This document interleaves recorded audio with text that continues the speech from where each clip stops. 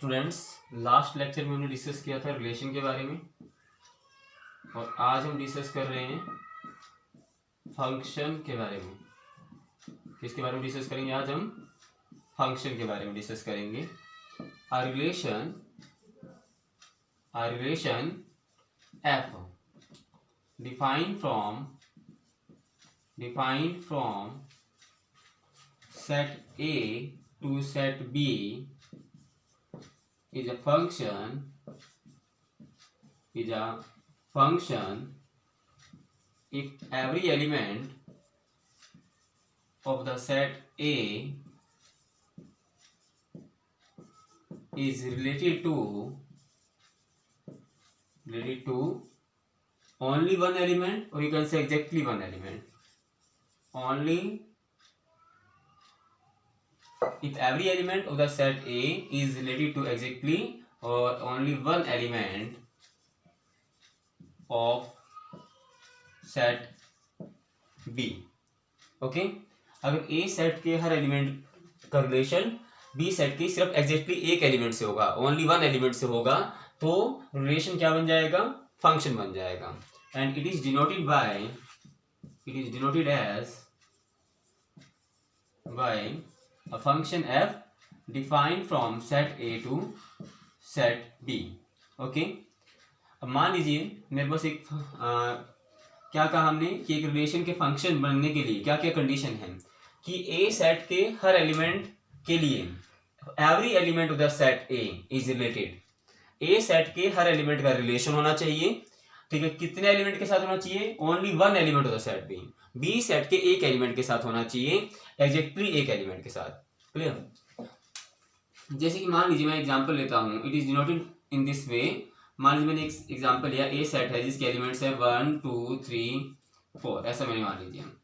B set है जिसके elements हैं क्या? A B C, okay, D, और मान लीजिए मैंने E ले लिया। क्लियर?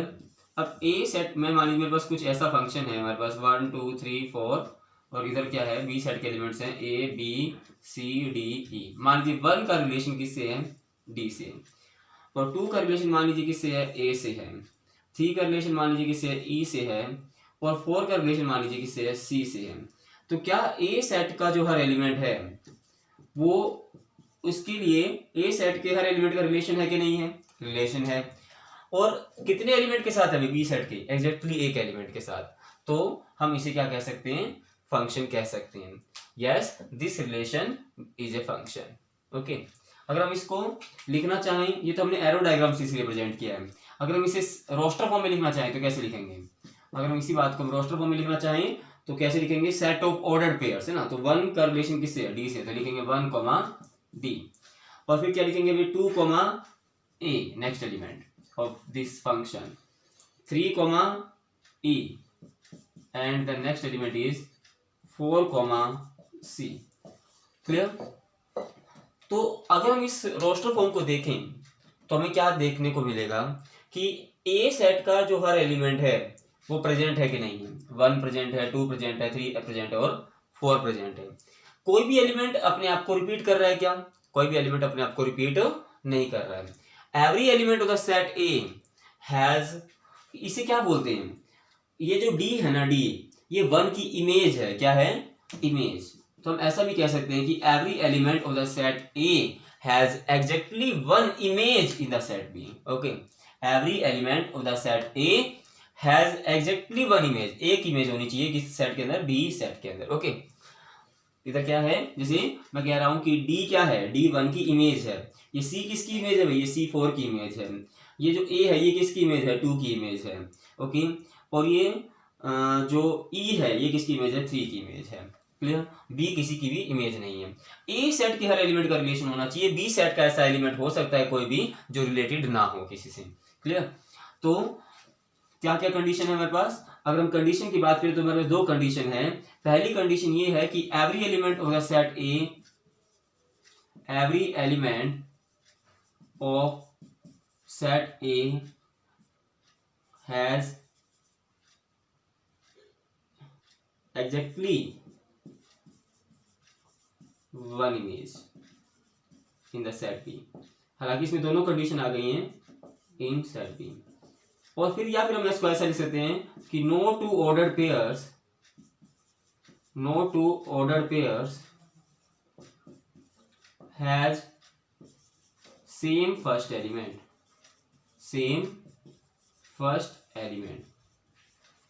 देखिए आप इसको जब आप इसको रोस्टर फॉर्म में लिख लेंगे तो उसके बाद आप इसको कैसे आइडेंटिफाई करेंगे कि ए सेट का हर एलिमेंट आ रहा है कि नहीं आ रहा है। ए सेट का हर एलिमेंट आ रहा है। तो उसके बाद ये देखिए कि कोई भी ऑर्डर्ड पेयर ऐसे तो नहीं है, कोई भी दो ऑर्डर्ड पेयर ऐसे तो नहीं है जिसका फर्स्ट एलिमेंट सेम हो, यानी कि कोई भी एलिमेंट अपने आप को ए सेट का रिपीट तो नहीं कर रहा है ना। ए सेट का हर एलिमेंट आना चाहिए और ए सेट का कोई भी एलिमेंट अपने आप को रिपीट नहीं करना चाहिए। अगर ऐसा हो जाता है तो रिलेशन क्या बन जाएगा, फंक्शन बन जाएगा। Clear? A relation becomes a function if for every element in the set A has image and how many image? Exactly one image.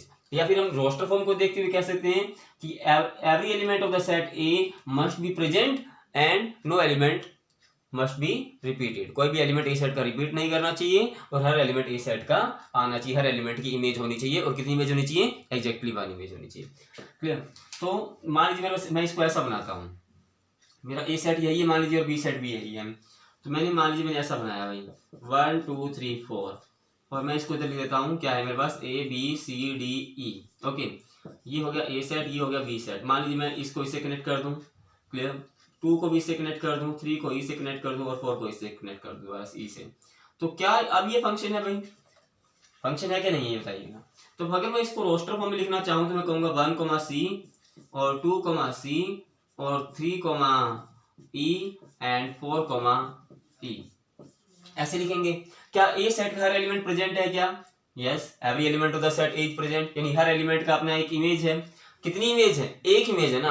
3 की कितनी इमेजेस है? एक इमेज है। 4 की कितनी इमेज है? एक इमेज है। तो ये भी क्या है? एक फंक्शन है। क्लियर? एक रिलेशन। अब देखिए कोई मुझसे पूछे कि क्या ये फंक्शन है क्या भाई? मान लीजिए मैं इसे लिखता हूँ 1 2 3 4, ये लिखता हूँ मैं ए बी सी डी ई। 1 इससे भी कनेक्ट कर दिया मैंने, 1 इससे भी कनेक्ट कर दिया, 2 इससे कनेक्ट कर दिया। मान लीजिए क्या ये फंक्शन है भाई? नहीं, ये फंक्शन नहीं है क्योंकि 1 की कितनी इमेजेस हैं? 1 की 2 इमेजेस हैं यहाँ पर C और E, इसलिए ये फंक्शन नहीं है। एक एलिमेंट की एक से ज्यादा इमेज नहीं हो सकती हैं। Exactly one image should be there. Okay, clear?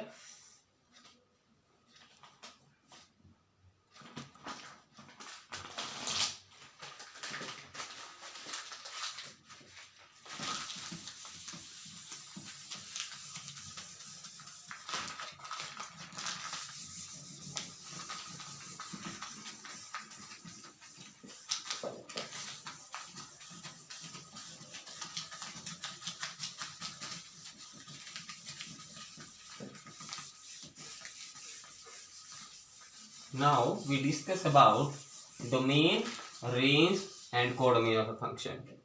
Now we will discuss about domain, range and codomain of a function.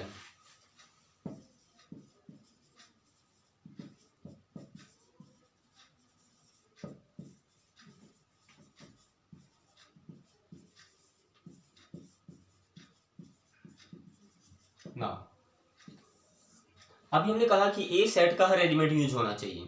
It means the whole set A is known as the domain of the function. Set A is the domain of the function. Okay, the set A is known as domain of the function. The set B is known as codomain of the function what is the range of the function? Function का range क्या होगा भाई? The range of the function is equals to all the values of f x. F x का मतलब y की value. Whenever x belongs to set A, जब हम x की अलग अलग वैल्यू लेंगे ए सेट से, जो y की वैल्यूज आएंगी, ठीक है, तो इन्हें क्या कहा जाएगा? रेंज कहा जाएगा। जैसे अभी हमने एक एग्जांपल लिया था कि मान लीजिए मेरे पास ए सेट है जिसके एलिमेंट्स हैं 1 2 3 4 और हमारा जो बी सेट है मान लीजिए वो क्या है? A B C D E. और हमने कहा था कि हम इस सेट को कि जो हमारा जो फंक्शन है मानते हैं क्या है, वो कुछ ऐसा है जैसे 1 मैंने लिखा था बी, 3 ई एंड 4, C, और मान लीजिए मैं लिख देता हूँ 2, C ऑल्सो। ओके, अब देखिए क्या है, अगर मैं क्या ए सेट का हर एलिमेंट आ रहा है भाई, ए सेट का एलिमेंट हर एलिमेंट आ रहा है, 1 आ गया, 2 आ गया, 3 आ गया, 4 आ गया। क्लियर, ए सेट का कोई एलिमेंट रिपीट नहीं कर रहा है, इसका मतलब फंक्शन है। अब इस फंक्शन का डोमेन क्या है, डोमेन तो अगर इस फंक्शन की बात करेंगे तो क्या है, पूरा सेट ए जो है ना वो डोमेन है, डोमेन ऑफ द फंक्शन। और रेंज क्या है भाई, रेंज के बारे में अगर हम बात करेंगे तो value of f x on putting the values of x, x की वैल्यू पुट करने पे जो एफ एक्स की वैल्यू आती है उन्हें हम क्या कहते हैं, रेंज कहते हैं। तो रेंज ऑफ फंक्शन में क्या क्या आएगा, एक आएगा बी, एक आएगा ई और एक आएगा सी। डी अभी रेंज ऑफ फंक्शन का पार्ट नहीं है और ना ही ए रेंज ऑफ फंक्शन का पार्ट है। हाँ, अगर हम बात करेंगे कोडोमेन की, तो कोडोमेन क्या होगा भाई, the whole set B is known as codomain of the function. B set को ही कोडोमेन कहा गया है। क्लियर,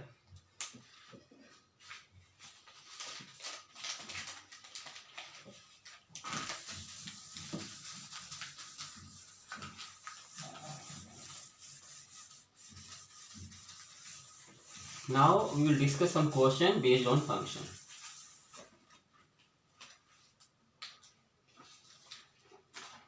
हमसे पूछा गया है कि is the given relation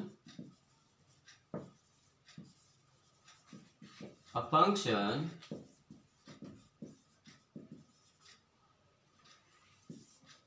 give reason।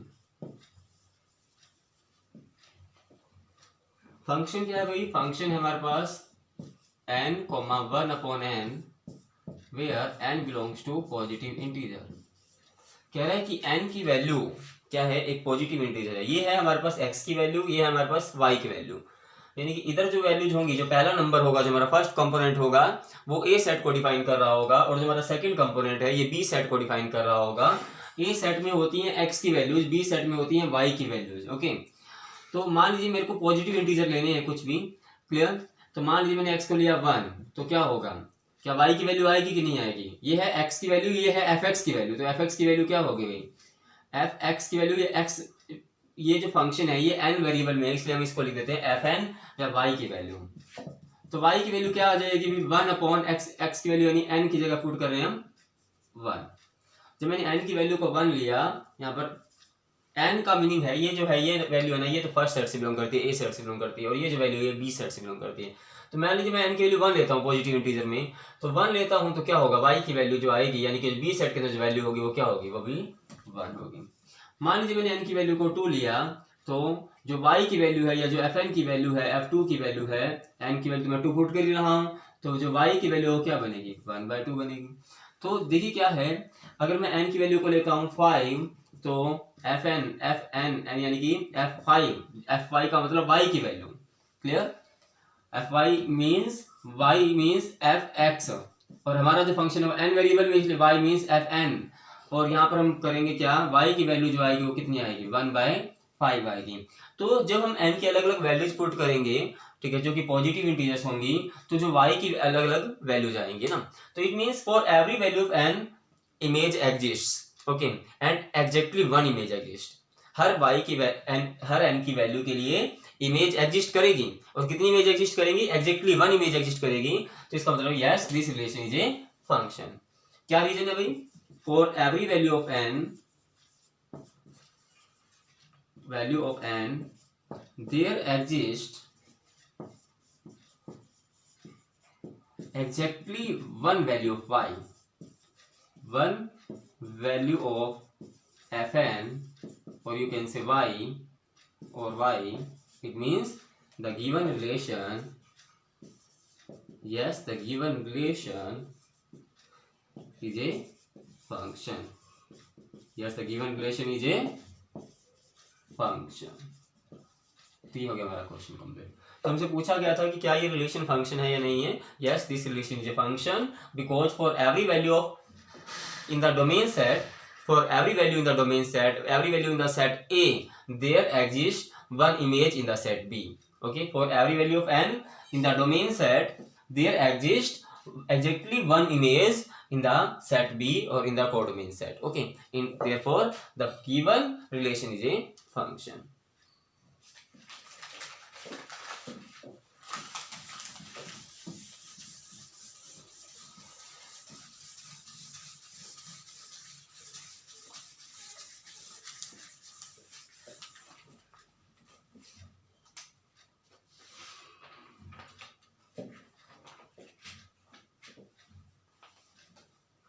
given that the set A is equals to 2, 3, 4, 5, 6, 7 and the set B having elements are -3, -2, -1, 0, 1, 2, 3, 4, 5, 6, 7. Okay, and R is equals to x comma y such that y is equals to 2x minus 7 where x belongs to set A and y belongs to set B. Okay, क्या ये relation function है भाई? सबसे पहले हम image check कर रहे हैं and right are as a set of ordered pairs. Okay, तो सबसे पहले मान लीजिए मैंने x की वैल्यू को 2 लिया. अगर मैं x की वैल्यू को 2 पुट करता हूं तो इस फॉर्म ये फंक्शन क्या है? फंक्शन एक्चुअली में रूल होता है. Function is what? Function means the fx means the y and it is what? It is a rule, it is a condition only. तो यहाँ पर कंडीशन क्या है कि y किसके इक्वल है? 2x माइनस 7 के इक्वल है. x की वैल्यू को अगर मैं 2 पुट करता हूं तो y की वैल्यू यानी fx की वैल्यू क्या बन जाएगी? 2 into 2 minus 7 and it means it is -3 and this -3 belongs to set B. Belong करता है ना B सेट से ये. तो जब हमने x की वैल्यू को 2 लिया तो y की वैल्यू क्या बन गई? -3 बन गई. लिया ना हमने ऐसे.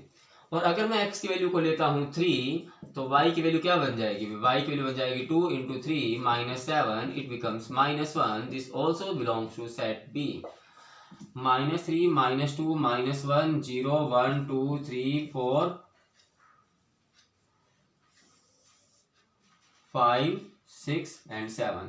Okay, but here the value of 3 is related to -1. Okay, when we put x is equals to 4 then it becomes y is equals to 2 into 4 minus 7 and it becomes 1 and this also belongs to set B. जब हमने x की value को 4 लिया तो y की value कितना आ गई? 1 आ गई. अगर हम x की वैल्यू को लेते हैं 5 then y is equals to 2 into 5 minus 7 that is equals to 3. this also belongs to set B. तो जब हम x की वैल्यू लेते हैं 5 तो y की वैल्यू हमारे पास है 3. अगर हम x की वैल्यू लेंगे 6 तो y की वैल्यू बन जाएगी 2 into 6 minus 7 that is equals to what? 5. this also belongs to set B. Clear? और अगर हम x की वैल्यू लेते हैं 7 तो y की वैल्यू क्या बन जाएगी?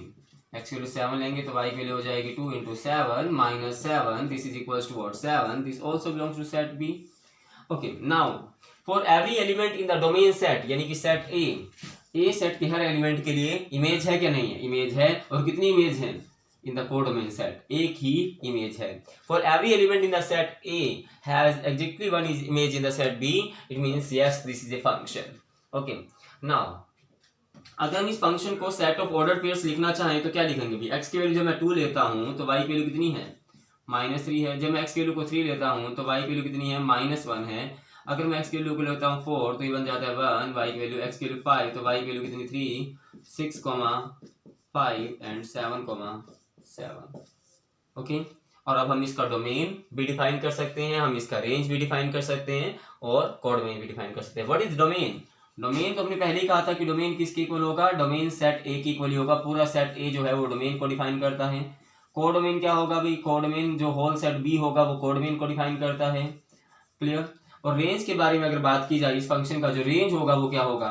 तो range of the function is what is the value of y on putting the values of x are, ये है हमारे पास -3 -1 1 3 5 एंड 7. ये इस फंक्शन का रेंज है. क्लियर? तो इस तरह से हम डोमेन, रेंज और कोडोमेन भी निकाल सकते हैं किसी फंक्शन का. क्लियर?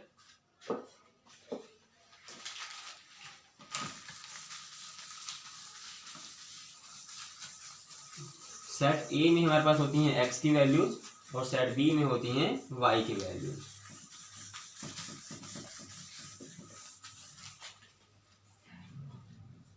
ठीक है, नेक्स्ट क्वेश्चन देखिएगा.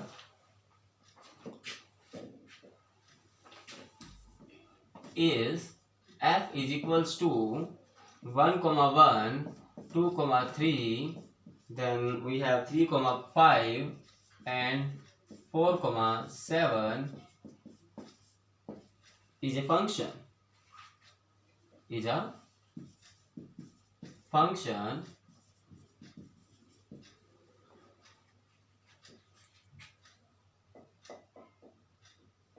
if this is this function is described by the formula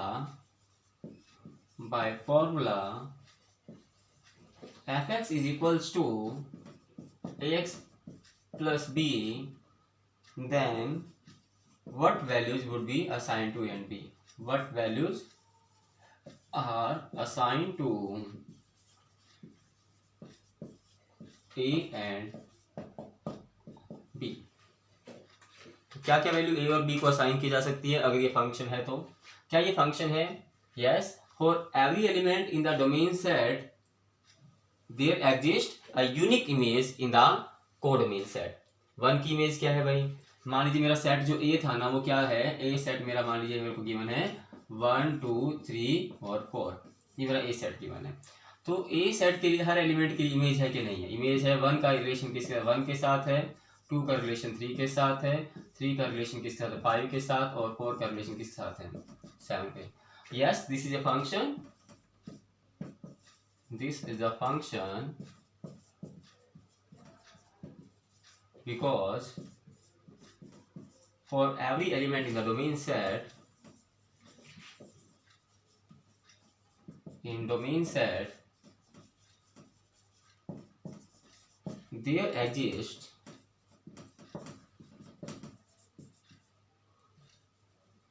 exactly one image in the codomain set.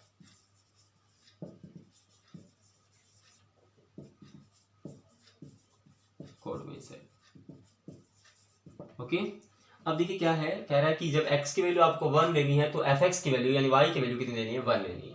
अब इसके अंदर पुट कर दीजिए, x की वैल्यू कितना 1 और fx की वैल्यू यानी कि वो भी कितनी 1। पुट करेंगे तो क्या बनेगा? 1 is equals to a into 1 plus b, यानी कि 1 is equals to a plus b, and this is equation number 1। Now अगर हम x की वैल्यू को लेते हैं 2 तो हमें fx की वैल्यू क्या लेनी है? तो हम fx के लिए लेंगे 3, यानी कि 3 is equals to 2a plus b, and this is equation number 2। Now we have to find the value of a and b, so we will solve this two equation by elimination method. और first equation को कितने से multiply करना पड़ेगा हमें? First equation को हम multiply करने की जरूरत नहीं है। सेकंड इक्वेशन तो हमारा है 2a प्लस b किसके इक्वल है? 3 के इक्वल। a प्लस b किसके इक्वल है भाई? 1 के इक्वल। माइनस कर देते हैं, माइनस माइनस माइनस, ये कैंसिल हो जाएगा। 2a minus a becomes a and this becomes 2, तो a की वैल्यू आ गई हमारे पास 2। a की वैल्यू हम इक्वेशन नंबर 1 में पुट कर देते हैं। तो फ्रॉम इक्वेशन नंबर 1 में अगर हम a की वैल्यू पुट करेंगे तो क्या होगा? b की वैल्यू कितनी आ जाएगी? कितनी आ जाएगी? -1। तो a की वैल्यू है 2 और b की वैल्यू है -1। Okay, clear?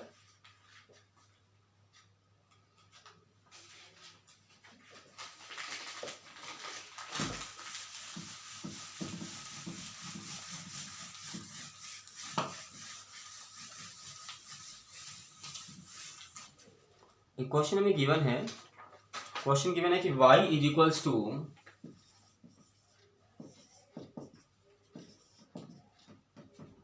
fx is equals to ax minus b upon bx minus a, then show that f at y is equals to what? x।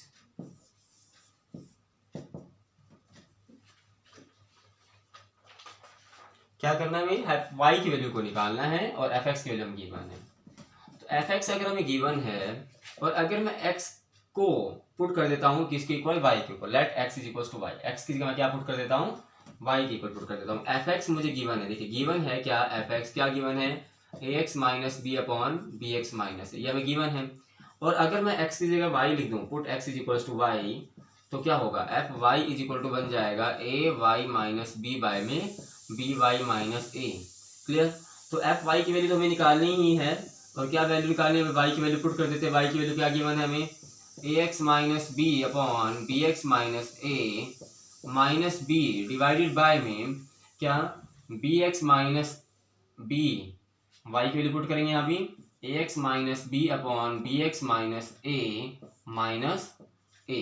Okay, so take LCM in the numerator as well as in denominator. तो हमारे पास क्या बनेगा? LCM लेंगे तो LCM तो आएगा bx minus a, B x minus A से B x minus A cancel हो जाएगा और ये इससे मल्टीप्लाई करेगा तो क्या बनेगा A square X minus A B, और ये पार्ट मल्टीप्लाई करेगा इससे तो बन जाएगा minus B square X minus minus हो जाएगा प्लस का ए बी। डिनोमिनेटर पार्ट को सोल्व करते हैं तो एलसीएम आएगा बी एक्स माइनस ए और ये इससे मल्टीप्लाई करेगा तो बनेगा a b x minus B square, okay minus B square, और ये मल्टीप्लाई करेगा इससे तो माइनस का ए बी एक्स और माइनस माइनस हो गया प्लस का ए स्क्वायर, ये पार्ट हो जाएगा इससे कैंसिल। तो हमारे पास क्या बचेगा भाई, हमारे पास रहेगा क्या f Y is equals to what, यहाँ भी ए बी से ए बी कैंसिल हो गया और यहाँ ए बी एक्स से ए बी एक्स कैंसिल हो गया, A square X minus B square X minus B square X, और डिनोमिनेटर में हमारे पास क्या रह गया प्लस का ए स्क्वायर और माइनस का B square. F Y is equals to X common ले लेंगे यहाँ से, यहाँ रह जाएगा A square minus B square, denominator में है हमारे पास A square minus B square, ये इसको कैंसिल कर देगा और एफ वाई किसके इक्वल आ गया, एक्स के इक्वल आ गया, ये हमें प्रूव करना है। क्लियर?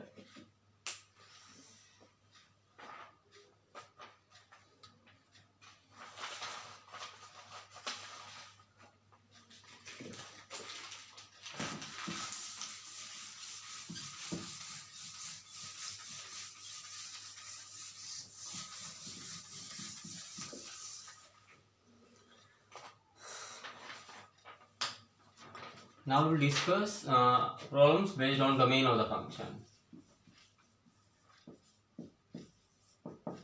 मैंने आपसे क्या कहा था कि डोमेन क्या होता है फंक्शन में, the set of all possible values of x, the set of all values of x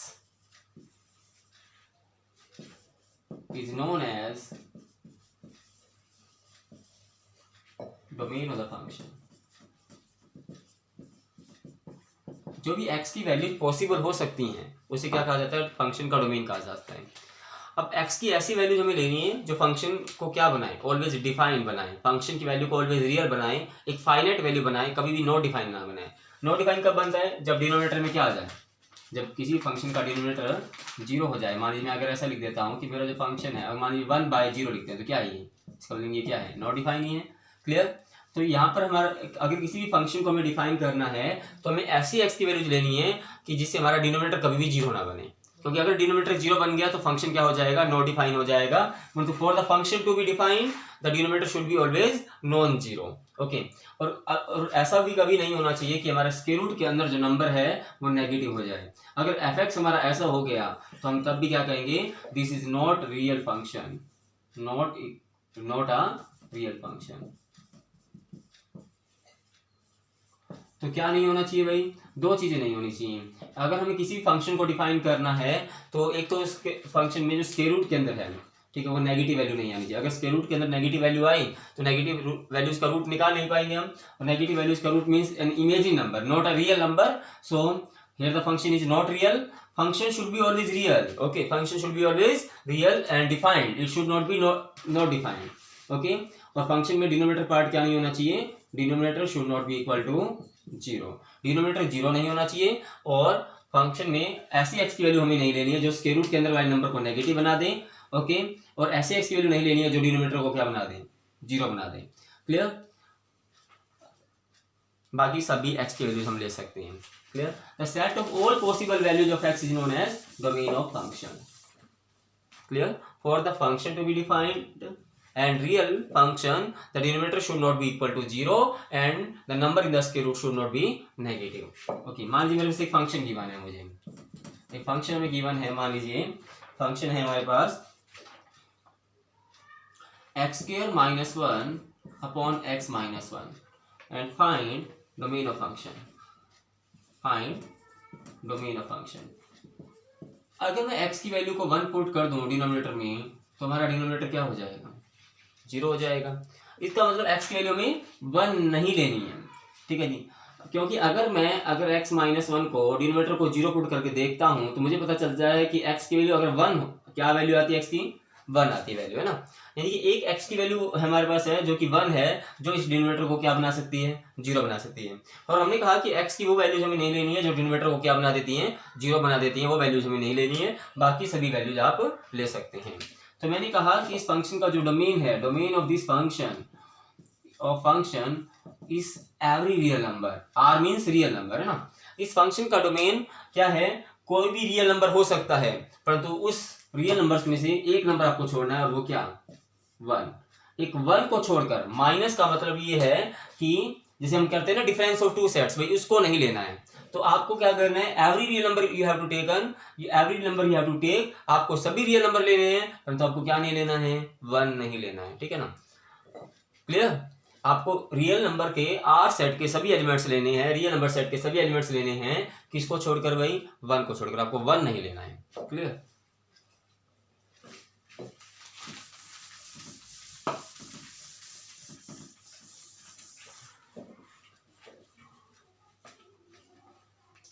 जैसे क्वेश्चन और लास्ट क्वेश्चन इसके बात करते हैं, find the domain and the range of the function, find the domain and what is the range of the function? Range of the function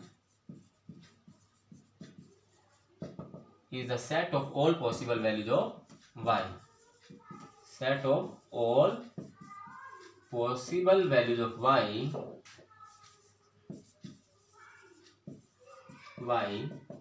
obtained on putting the value of x.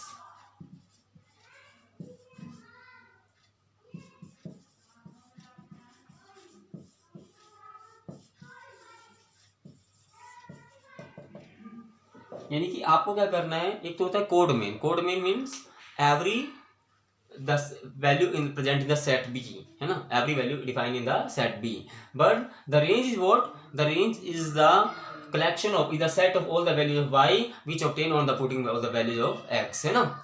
तो देखिए क्या होगा, मान लीजिए मुझे question given है कि f x is equals to 1/x-4।